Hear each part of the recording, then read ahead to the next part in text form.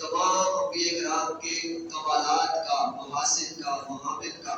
ان کے معجزات کا، ان کے اخلاق و کردار کا جامع بنایا اور مظہر ادب بنایا۔ مولانا جامی نے کیا خوب کہا تھا، حسن مسلم میں عیسائیت پیدا داری آج خوبا ہم عدالت تو نرخانا، کہ جتنے انبیاء کرام ہیں ان کے جتنے محاسن اور محامد اور کمالات اور معجزات ہیں سارے مصطفیٰ کی ذات میں جمع ہیں۔ سبحان اللہ۔ اور پھر انہی مقدس گروہ کا جو مثالی کردار ہے وہ انسانیت کو دنیا میں زندگی گزارنے کا صحیح طریقہ بتاتا ہے، سلیقہ بتاتا ہے اور آخرت کی فلاح کا ذریعہ بھی ہے۔ قرآن و حدیث میں اس باسمت جماعت جو انبیاء کرام کی ہے ان کے حالات اور واقعات یہ عبرت اور نصیحت کے لیے مختلف مقامات پر بکھرے ہوئے ہیں اور موتیوں کی طرح ہیں جو ہمیں تابدار نظر آتے ہیں۔ علماء اسلام نے اس پر بڑا کام کیا ہے، ترتیب کے ساتھ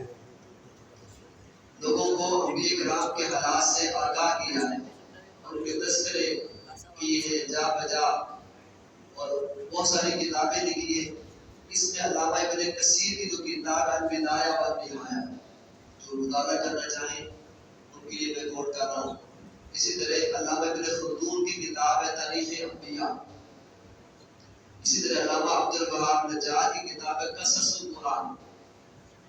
اور اس طرح بہت سارے انبیاء کرام کے واقعات ہمیں مختلف کتابوں میں ملتے ہیں۔ ایک اتھینٹک جو کتابیں ہیں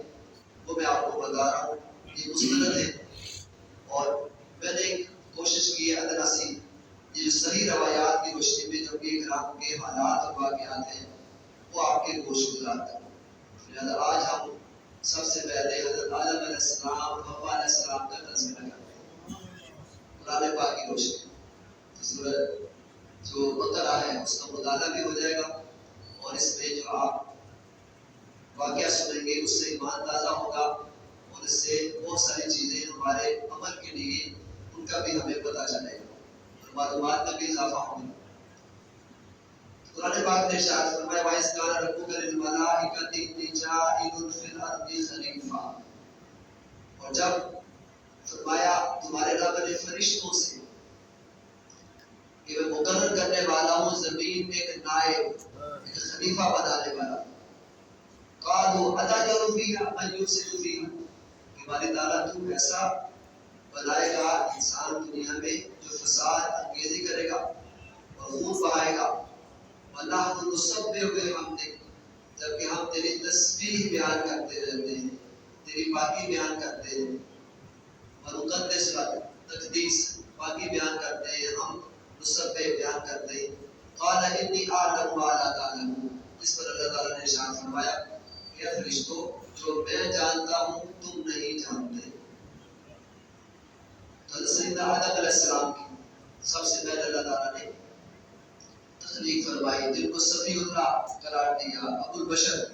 وہ قرار دیا۔ اس سے پہلے فرشتے پیدا کیے اور جنات پیدا کیے،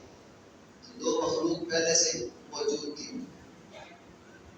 اب مورخین نے یہاں پر یہ بھی لکھا ہے کہ تخلیق آدم سے پہلے زمین پر جنات تھے،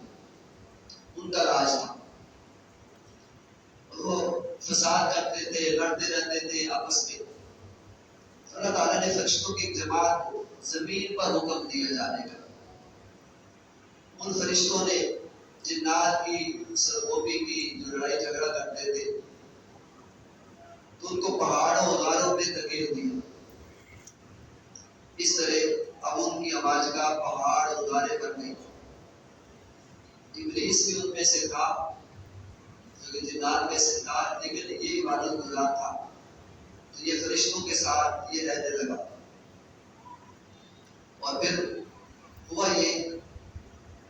کہ اللہ تعالیٰ نے فرشتوں سے فرمایا جب انسان بنانے کا ارادہ کیا کہ میں خمیر شدہ یعنی سوکھے دانے سے ایک بشر پیدا کر رہا ہوں، تو اللہ تعالیٰ نے فرشتوں کو بتا دیا کہ وہ زمین میں میرا خلیفہ ہوگا اور نائب ہوگا۔ تو فرشتوں نے بارگاہ الہی میں عرض کیا، چونکہ وہ مشاہدہ کر چکے تھے زمینی مخلوق جنات کا آپس میں فساد انگیزی، لڑائی جھگڑا، اس پر انہوں نے عرض کیا ہم تو آپ کی تسبیح کرتے ہیں اور باقی بیان کرتے ہیں، تو آپ زمین پر ایسی مخلوق پیدا فرما رہے ہیں جو خون بہائے گی، فساد انگیزی کرے گی، جس پر اللہ تعالیٰ نے فرمایا جیسے میں نے ترجمہ کیا کہ جو میں جانتا ہوں تم نہیں جانتے۔ تو جو فرشتوں کا یہ سوال ہے یہ اعتراض کے طور پر نہیں تھا، بلکہ ان میں خیال تھا اللہ پاک ہم سے زیادہ علم والی مخلوق پیدا نہیں فرمائے گا۔ اللہ پاک نے ہمیں سب سے زیادہ علم عطا کیا، لیکن اللہ پاک چاہتا تھا ان سے بھی زیادہ تاکہ ان کو بھی پتہ چلے کہ میرے اختیار میں سب کچھ ہے، ان کے تکبر اگر ہے کسی کے اندر وہ بھی کھل جائے۔ تو اللہ تعالیٰ نے ان سے فرمایا کائنات اور انسانی پیدائش کے اسرار کو میں خوب جانتا کہ کیوں ان کو پیدا کر رہا ہوں۔ حضرت امام احمد نے ابو موسیٰ کے حوالے سے بیان فرمایا کہ آدم علیہ السلام کو اللہ تعالیٰ نے زمین کے مختلف حصوں کی مٹی سے پیدا کیا۔ اب یہ خاصیتیں نظر آتی ہیں، رنگ نظر آتے ہیں، مختلف قسم کی طبیعتیں جدا جدا ہیں۔ اب اس میں یہ خصوصیت ہے کہ چونکہ انسان کو مختلف حصوں کی مٹی سے جو جداگانہ اہمیت کی حاملتی پیدا کیا ہے، اس لیے کوئی گورے رنگ کا ہے، کوئی گندمی رنگ کا ہے، کوئی کالے رنگ کا ہے، کسی رنگ کا ہے، تو اس وجہ سے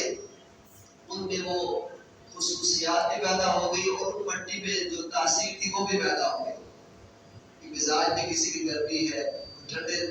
دماغ کا ہے، اس طرح چونکہ ان کی مٹی کی خصوصیات لہذا وہ بھی اس کے اندر یوں پیدا ہوں گی۔ اور جب اللہ تعالیٰ آدم علیہ السلام کے پتلے میں روح پھونکی تو وہ سر کی طرف سے پھونکی، ان کے دماغ روشن ہو گئی، دماغ میں روشنی آ گئی، آنکھوں میں بصارت آ گئی، اور جب جنت کے پھلوں کو دیکھا انہوں نے سب سے پہلی بار تو اللہ تعالیٰ نے ان کو جنت کا بھی نظارہ کروا دیا، اور پھر سب سے پہلے انہوں نے اپنی آنکھوں سے جنت کو دیکھا اور ان کے پھلوں کو دیکھا، پھر پیروں کی ٹخنوں کی تک جان آئی، وہ جو روح تھی وہ منتقل ہو گئی اور جان آ گئی، اور جب چلنے کی کوشش کی تو گر پڑے۔ اسی لیے قرآن پاک میں انسان کو جلد باز کہا گیا ہے کہ جلد بازی کرنے والا۔ سب سے پہلے جب آدم علیہ السلام چلنا چاہا تو گر پڑے، جب روح تمام جسم میں پوری طرح داخل ہو گئی تو آدم علیہ السلام کو چھینک آئی، جب آپ کو چھینک آئی تو آپ نے اس پر کہا الحمدللہ کہ والدانہ تیرا شکر ہے، ساری تعریفیں تیرے لیے۔ اس پر اللہ تعالیٰ نے فرمایا یرحمک اللہ